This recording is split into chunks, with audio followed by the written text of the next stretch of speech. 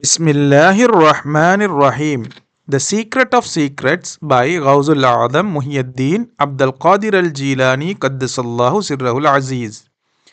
Chapter 22, Section 3 On Dreams. Imam Ghazali Rahmatullahi alayh, may Allah sanctify his secret, says, "It is lawful to see Allah Most High in one's dreams as a beautiful image. That image is a symbol in accordance with one's spiritual level. That which is seen is certainly not the divine essence, because Allah is beyond all shapes and forms.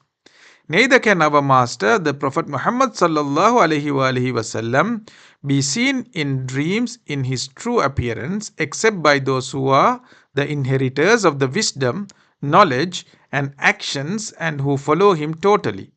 Others, when they dream of him, dream of symbols in accordance with their potential and state, but they do not truly see him." In the commentary of Muslims' collection of traditions of the Prophet ﷺ, there is a statement which says, "It is lawful to dream of Allah Most High either as light or in human form. He manifests himself in the forms of his attributes. To the Prophet Moses ﷺ, he appeared as fire in a burning jujube tree. That was the apparition of the divine word, which the Prophet Moses heard as the burning bush, saying, O Musa, what is that in thy right hand? O Musa, what is that in thy right hand?" Surah Taha, verse 17. What appeared to Musa alayhi salam as fire in reality was the divine light. He saw it as fire in accordance with his level and his wish, for he was seeking fire. For man, the lowest degree of being is that of vegetation, the tree, and then the level of animal in him. Is there any wonder if the one who has purified himself of these lower levels of being and become a perfect man sees the divine truth manifested as a burning bush? To other perfect men, Allah manifested His words as their own, issuing from their own lips. Hazrat Bayazid al-Bastami, may Allah sanctify his secret, in such a state of divine inspiration, pronounced the words, "My essence is the glorious one. How great is my honor!" The divine word came from the lips of Hazrat Junaid al-Baghdadi, may Allah be pleased with him. "There is none other than Allah under my cloak." There are great secrets in levels such as these which perfect men have reached. They are too difficult to comprehend and too long to explain here. They concern only those who dedicate their lives to the pursuit of their inner knowledge.